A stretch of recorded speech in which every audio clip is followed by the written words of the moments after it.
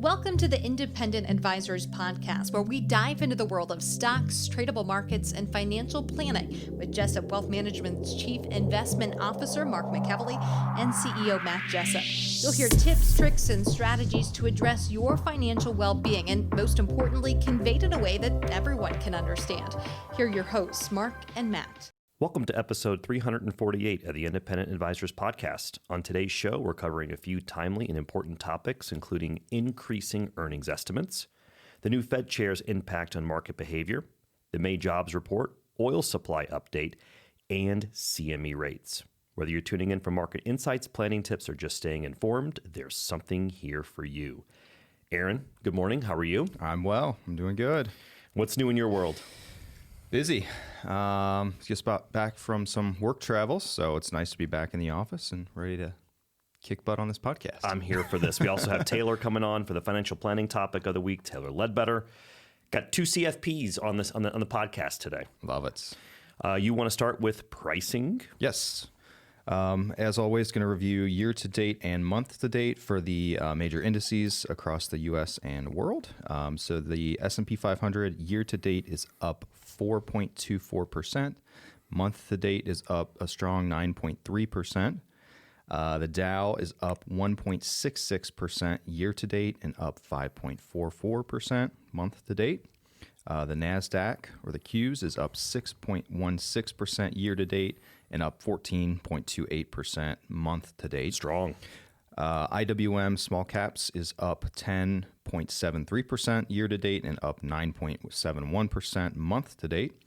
The Vanguard ex-United States All-World ETF is up 7.73% year-to-date and up 5.37% month-to-date. The 3-month Treasury sits at 3.68. The 2-year sits at 3.89, and the 10-year at 4.39. All right. So it's interesting to see that strong performance month to date as we get to the very tail end of this month. Interesting, strong reversal month. A very strong reversal, and we're seeing kind of the higher risk, higher beta areas of the market, obviously performing the most. So not a bad sign, in my opinion. Yeah, no, not at all. And I think it's a great segue. We're in the midst of earnings season right now. Mm-hmm. So when you think about the bulk of companies reporting first quarter earnings, the concentration is this week of the larger size companies by market capitalization reporting. Yep. And it's always fun and eventful. It is. It is definitely entertaining. And also just a nice polite reminder, if you're seeing a little bit of an outsized move in an individual security, there's a good chance it was reporting earnings. Yep, could be the next day or sometime after the bell is typically what happens. Correct. Before we get into this week's show, listeners, if you've been enjoying the Independent Advisors Podcast, I'd encourage you to head to our website, jessupwealthmanagement.com. I offer a 15-minute initial call where you can discuss your financial goals and see if JWM is a good fit for your needs. Scheduling is easy. Once you land at the jessupwealthmanagement.com website, just click Schedule Initial Call and select a time that works best for you. There's a quick survey to fill out that will help guide the conversation and ensure your time is used efficiently. If you're ready to learn more, visit jessupwealthmanagement.com and book your call today. So let's move on to big headlines and current events, Aaron. A couple things that caught my eye over the last couple of days. First is some housing start data from April 29th. So housing starts increased 10.8% month over month in March to a seasonally adjusted annual rate of 1.5 million units. Building permits, meanwhile, declined 10.8% month over month in March to a seasonally adjusted rate of 1.372 million units. The key takeaway from the report is that there was broad-based strength in starts by region, but also broad-based weakness in permits by region. The latter is a better indicator impact of the Iranian war and the uncertainty it has created because permits are the leading indicator. Interesting. And then next, also on April 29th, Aaron, durable goods orders increased 0.8% month over month in March. The consensus by Wall Street was 0.5, so those durable orders surprised to the upside, and that was following an upwardly revised 1.2% decline from a previously reported decline of 1.4% in February. Excluding transportation, orders were up 0.9% month over month. The consensus on Wall Street was a gain of 0.6, so that also beat. And there were some upwardly revised numbers for the previous month of February. The key takeaway from that report is that there's a big jump in new orders, 3.3% non-defense capital goods, excluding aircraft. That's a good proxy for business spending, and it is believed to reflect in part the pickup in capital expenditures for AI. Makes sense. Topics. That's some encouraging data. I mean, those are all good things for the most part in my world. So I don't have any other comments than that. Yeah. So let's move on to tweets, articles, and research for the week. I will lead this off. I saw a post by a charter financial analyst. The name on this individual is Aisha Tariq, and this was a post I saw on XAC on April 23rd. And this post, in regards to earnings estimates, caught my eye. This is what she posted. Analysts are aggressively hiking earnings projections for S&P 500 companies through 2027, with upward revisions significantly outpacing historical norms. All these charts, Aaron, will be in our show notes for our traditional podcast listeners. So if you go to Jessup Wealth Management on LinkedIn or X or Facebook, etc., all of our graphics that you and I discuss, Jenna will put those in there for our show notes. Now, this will be put up for our YouTube viewers. And what you're seeing here is the normal path of how these earnings revisions go. And so for our traditional podcast listeners, I'm going to oversimplify this.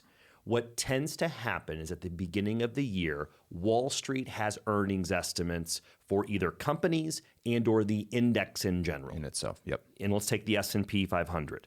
And what tends to happen is reality hits, and these companies might not make these estimates. So they kind of shoot higher and they come back down to reality. There it is, right? But what's different right now? This is kind of the opposite from It this is. chart, right? And so we are seeing upward earnings revisions for this year and next, abnormal, and bullish if you're owning equities. Yeah, absolutely. Now I'm going to give you one side of this that the bears, individuals who are not bullish on the market, are saying when they see this data point. Yeah, I see S&P 500 earnings going up, but Matt, it's only a small concentration of names. It's still happening. Earnings are going up, and we got to keep in mind that's being pulled up because of the technology sector. And AI, absolutely. But at the end of the day, what's the largest sector of the market? Technology. Yep. So you got to face the facts there. I've got a good piece that's going to go hand in hand with this. So we were like-minded. I love doing our research. For our newer listeners, we never compare notes before we tape, so that's always fun. So the next piece, I found this really interesting. This is very interesting. Very interesting. This is a post by the Patient Investor, and the timestamp on this, Aaron, April 25th. And what it is the underlying data source is Fundstrat. That's Tom Lee's firm. The S&P 500 declined by more than 10% on average during the first year of a new Federal Reserve chair. And what's going to happen here over the next month? We're going to have a new Fed chair. We're going to have a new Fed chair. So this chart will definitely be in our show notes. Jenna will put this up for our YouTube viewers. And you are now seeing a visual illustration going back many, many Fed chairs. What, about a dozen Fed chairs? Does that sound about right? And remind me, how long are they appointed for? I want to say it's 8 years. 8 years, and they can get re-upped. And I'm not 100% confident in that statement, by the way. I believe it's a while. It's a while. And what you're really seeing here is the potential for the market to correct under a change of this leadership, change of maybe Federal Reserve strategy. So I just find it quite interesting data point that a new Fed chair isn't exactly bullish in the history lens of Wall Street.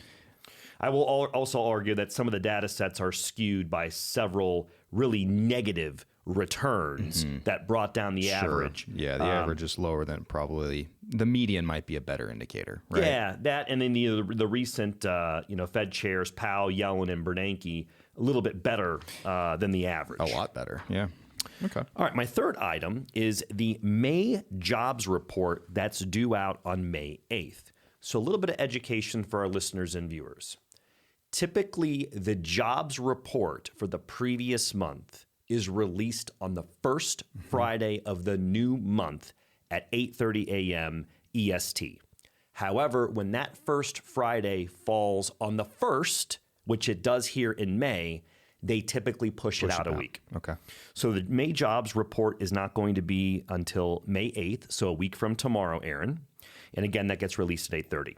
Now, what caught my eye on this topic? Yardini Research had a piece, the timestamp on this is April 21st. I'm going to read what Yardini put first, and then we'll talk about the data set. Sounds good. Quote, before writing off the labor market, consider this. ADP's 4-week average through April 4th hit 54,000 plus jobs per week, a 2026 high. Could April's official payrolls report catch Wall Street off guard?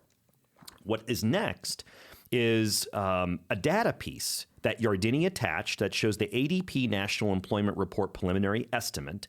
And what you're visually seeing is from about January up until the first week of March, these job gains were in the kind of soft. Yeah, soft, and this 0 to about 15,000 on a weekly basis. And then March hits. It ramps up. In quick. March 7th, we were at 10,000. March 14th, 15 and change. March 21st week, 26,000. March 28th week, 40,000. April 4th, 54,000. And so I want to throw this out there. This is why you listen to the Independent Advisors podcast. The May jobs report next Friday will most likely beat Wall Street expectations. And you might have a quandary for the market that good economic news is bad for the market, which sounds crazy. And why is that? Because the Fed can't lower rates. Yep. So that's the tightrope the Fed has to walk, right? Yes. Is that we've got elevated oil prices, which could lead to inflation, but we've got really strong jobs reports. It's, where do they go? And I would rather And have... they've just been kicking the can on it pretty much is what's happened. Exactly right. I'd rather have the strong economic activity and have elevated rates than have rates come down because economic weakness is there, right? Agreed.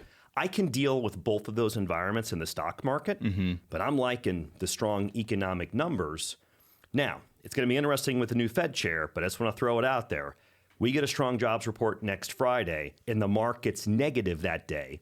That could be the most likely outcome, which sounds nuts for a lot of counterintuitive, but investors, right? All right. And then real quick, before I send it over to you, Perfect. I got a bonus piece for our listeners and viewers this week. The future of OPEC and oil supply. So the UAE could now potentially produce more oil than the OPEC quota previously allowed them because they're discussing leaving OPEC. Okay. Interesting. And it's interesting to see the domino effects of the Iranian conflict and the redrawing of the lines, let's call it, in the Middle East. In the UAE, they're talking about Just kind of going on their own. going on their own and pumping as much oil as they see fit. Wow.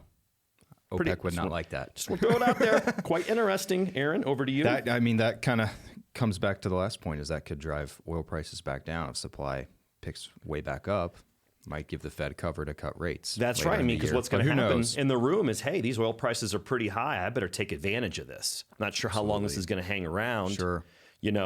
So let's pump as much as we can. And then all of a sudden your neighbor is like, well, wait a minute.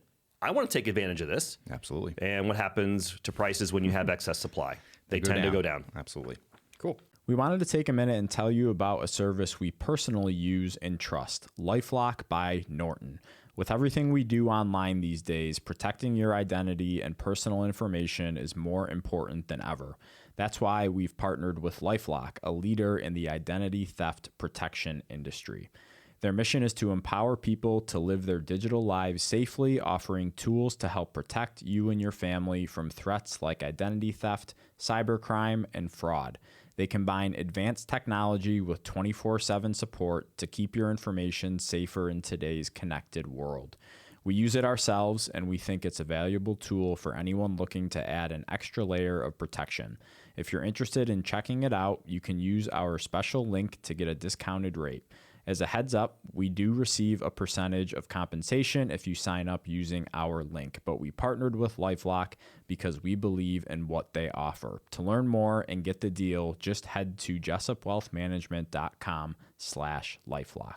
AC? All right. I got an X post by the CME Group, Chicago Mercantile Exchange, and this is on April 28th. The X post says Fed funds futures curve today versus a week ago versus a month ago. So Interesting. Kind of goes hand in hand with what we were talking about with what the Fed may do. Chart is up here. So if you see the current, I'm going to start with the current rates, which is going to be this blue line. Yep. That's kind of what, if we look out to, what is that? The second quarter of 27. That's what it looks like to me. Yep. They're kind of hovering kind of flat around the same kind of range we are, about 3.5, 3.6% Fed funds rate.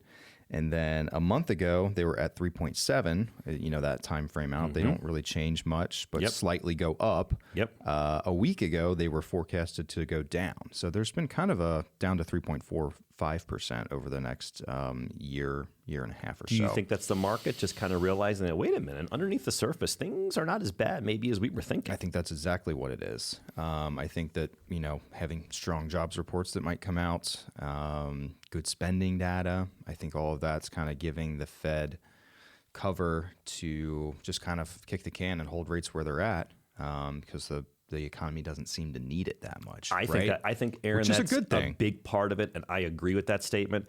I also have a hot take on this. I like it. I'm My ready. hot take is stocks have been so strong here in the month of April. Do you have a lot of investors that are like, those bond yields aren't that attractive when I'm seeing what stocks are doing right now? And it's not to say that the performance is going to continue in stocks at this rate or that stocks are even going to be positive the rest of the year. But maybe there's a part of investors that are generally light on the allocation to equities. And if they're choosing between adding more to bonds or adding more to stocks right now, it's probably the latter. I would agree. All right. Next item here. Got another X post. This is by my guy, Ben Carlson. Always good a fan content. of him. I'll read what he says, and then I'll show this chart. This is go hand in hand with your earnings estimates. He says, this is on April 28th as well. Why didn't the stock market fall further in the face of a war in the Middle East and an oil price spike? Preach, Ben. I know. Why are we already back at new all-time highs? In a word, earnings. I love this. It's perfect. Right. So this chart is going to show the S&P 500 large cap, S&P 400, S&P 500, which is mid cap and small caps, respectively. And it just shows, what consensus expected earnings estimates are forecasted to be out. And what's it say right now? The S&P is at 340. The mid caps is at 222. So if you just see this chart, it tells itself is that Wall Street's earnings or stock market earnings are the most important thing. They in my are. world, right? In my opinion, it's one of the most No matter what leading indicators. No of matter what stock's happens performance. in the Middle East or what oil prices do, if stocks continue to exceed earnings expectations, I think the market can go higher, right? So far, earnings season, we are having dramatic beats compared to Wall Street estimates Absolutely. in like the mid 80% range. And I said this on the podcast last week. I mean, you have an earnings season and you're in the low 70s. That's a good earnings season. Absolutely. And we're in the mid 80s of companies beating expectations. What do we have? 4 out of the Mag 7 report yesterday? Yeah. And I think almost all of them beat. Yeah. So that's another good sign. Hey, I just want to... I got to spike the football briefly because, we were talking about earnings estimates in March and the difference between stock prices and underlying fundamentals. So this is something that was being talked about. It wasn't a popular topic. Not at all. But hey, I have 3 kids. Despicable Me is very popular in the house, and I usually use the term. Don't mean to pat myself on the back. But Matt was right. It is something we were talking about. No, I love that. What I think would be interesting to look at, I haven't looked at this in a while, is the fear-greed kind of index. Oh, yeah. I remember I had that on the podcast. It was right around the market months ago, low. yeah. It was on the March 30th, right around there, and it got down to like 10 to 15. And the index level, for a reminder, 1's very optimistic and bullish, and 0 obviously is the opposite. And anytime it gets in that kind of mid to low teens, we talked about in the podcast, you're Extreme in a vicinity fear. Yeah. of usually a short-term market bottom. Yep, absolutely. All right, I got one more for you. I'm ready. Another X post. This is by Bespoke, and this is from yesterday as well. The S&P has gained more than 8% since the last FOMC meeting on 3/18. That's the biggest inter-meeting gain since November to December of 2023, and the 8th strongest on record since 1994. The 8th strongest since 94. Yeah, so 22 years, or 32 years, excuse me. So it's just interesting that it's interesting find that's how a much the very market interesting. focuses on what the Fed says, is what that, Very interesting. comes to my mind. So a reminder for newer listeners, the Fed meets every 6 weeks. Okay. Yes. It doesn't mean that they can't come out in between those meetings and adjust monetary policy one way or another. It's just the pre-planned meetings where they make an announcement is every 6 weeks. Do you think the market and Wall Street was worried that the Fed was going to hike rates potentially because of the oil prices? There were definitely some clickbait and chances. fearmongers throwing that idea out there. Absolutely there was. Yeah, it's interesting. I'm just curious, your perspective on why you think it would move this much. I think it's probably a handful of reasons with the kind of oversold market. Yeah. is my guess, and looking for a reason to rally back. Yeah, I just think obviously, we're in an environment where information and computer-driven so trading is fast. so fast. I'm still in this camp that we are probably going to be in an environment for some time where we overshoot to both the downside and the upside when we have these different moves. And I think the moves are going to be more compressed in time. So a move that would take usually 2 months to play out might happen in 4 to 5 weeks. But then instead of maybe the normal sell-off under those initially challenging headlines of an Iranian conflict might be a sell-off of 8%, it might go to 12 or 13, but the bounce back's going to be so much quicker. Absolutely. Yeah. Awesome. Any last thoughts? Not necessarily in the market. Earnings season, we still have another couple of weeks on the tail end. This is the bulk this week. That's my comments on that front. Anything before we invite Taylor on? No, I'm good. Thanks, Aaron. Absolutely. Great content this week, my friend. Happy to be here as really, always. Really appreciate it. All right, so next up on the podcast is going to be Taylor Ledbetter. Taylor handles all the financial planning work for Jessup Wealth Management clients. She's a CFP, Certified Financial Planner. Taylor, welcome to the podcast. Yeah, it's good to be back. How's your week been? It's been pretty good. Good. Yeah. Happy we're past tax season? Very happy. I bet. What do you have for listeners and viewers this week? Yeah, so today I'm going to be talking about crypto-backed mortgages. I've heard some headlines about this, but I don't have the details, so I can't wait to hear this. Yeah, so the reason I wanted to bring this up is because there's been some news that recently came out that Fannie Mae is now backing up crypto-backed mortgages. Interesting from a collateral standpoint. Yes. Yep. And for people who aren't familiar with what Fannie Mae does, they basically provide stability and liquidity to the housing market. Okay. So when a home buyer goes to a bank and gets a loan, typically that loan is sold to an association like Fannie Mae. Yes. So that that bank receives money back and can just lend it to the next home buyer. Got it.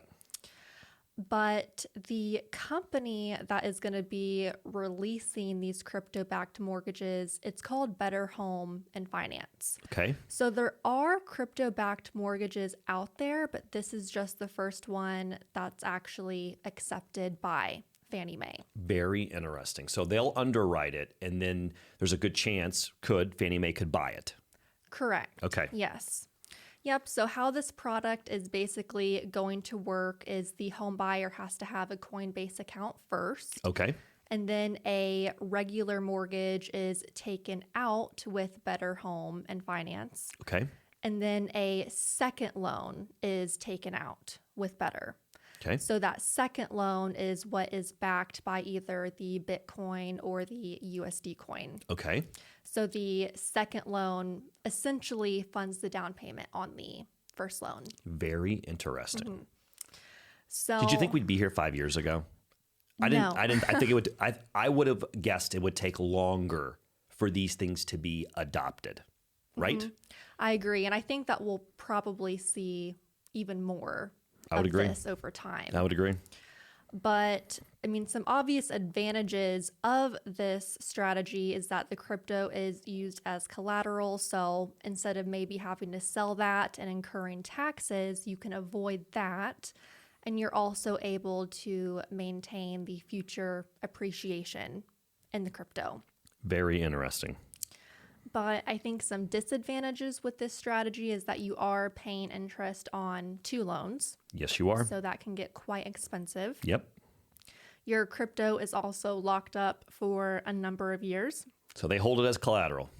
Right, until the Yes. loan's paid off, which if it's a 30-year loan, that's a very long time. Correct. And if your crypto does fall below a certain amount, your loan could potentially become under collateralized. So you may have to add more crypto to your account or pay down part of your loan in cash. Oh boy. Margin call per se, or version of it, right? Right. And I think from what I read in this article, this strategy has really been implemented for younger generations I could who see are that. maybe struggling to buy a home. And a lot of people do use crypto. Yes, they do. So that was kind of the thought process behind going forward with Fannie Mae. But there's also similar things out there too, like security-backed lines of credit if you have individual or TOD accounts. Yes. So Is another way. right, that's pretty similar. I don't know if I personally love the crypto backed route. Yep. I know there are other organizations out there, maybe not associated with Fannie Mae, where you have to use your entire crypto account as collateral. Interesting. It sounds like with Better Home and Finance, it's more so going to be just a portion of the account, not the entire one. I find it interesting. You know, the whole crypto kind of side of the markets obviously are still emerging, and where I just don't think it gets enough attention is just the volatility profile, right? Because it tends to get a ton of headlines when this stuff is moving higher and rallying. But you're not seeing a lot of headlines about the fact, and this is not a recommendation for or against Bitcoin, but it's the largest crypto asset that's in that market. I mean, it corrected from 125,000 a coin or 130,000 to sub 70,000 in a matter of, 4 months, 5 months? And again, it's not to say that that doesn't have legitimacy, but rather, does it fit within someone's risk tolerance and goals and objectives? And that's a completely different story that you're just not hearing a lot of people talk about still. But all of a sudden, when crypto's doing great, everyone's like, oh yeah, I bought it. I bought it when it was under 70. And Yeah. it's like, well, in those times, you know, it's not getting very positive publicity. Again, I just want to throw it out there. Does it have credence? It could. But it's just, does it fit your longer term goals and objectives? That's the question. Right. Yeah. Just kind of what you said, my main concern would be when that does fall, what happens to that mortgage? That's going to be obviously that impact on that topic, right? Right. Especially if you're dealing with younger home buyers. My last comment is I would love just further regulatory guidance on just crypto in general, to give the wealth management world just more predictability on the topic. That's another thing I'd throw out there. Yeah. Maybe that's to come. Hopefully, right? Any other final thoughts, Taylor? No, I don't think so. All right. Well, thank you everyone for listening to episode 348 of the Independent Advisors Podcast. We'll be back next week with episode 349. Thank you for listening to the Independent Advisors Podcast. If you're interested in hearing more, hit the subscribe button so you can be notified every time a new episode gets released. Feel free to share with friends, family, and follow us on Facebook, Twitter, LinkedIn, and X. Mark and Matt will continue to share beneficial information on these social media sites. Also, check out the podcast tab on their website. That's www.jessupwealthmanagement.com. There you'll find links to every episode of The Independent Advisors. Have questions or topics you want to discuss on the show? Send an email with the words questions and topics in the subject line to inquiries@jessupwealthmanagement.com. We'll talk about it right here on the podcast. Certain sections of this commentary may contain forward-looking statements based on reasonable expectations, estimates, projections, and assumptions. Forward-looking statements are not guarantees of future performance and involve certain risks and uncertainties which are difficult to predict. All indices are unmanaged and are not available for direct investment by the public. Past performance is not indicative of future results. This podcast is provided for general informational purposes only and does not constitute either tax, legal, or financial advice. Although we do go to great lengths to make sure our information is accurate and useful, we recommend you consult a tax preparer, professional tax advisor, financial advisor, or lawyer regarding your specific circumstances. Investing involves risk, including the loss of principal. No strategy can guarantee any objective or goal will be achieved.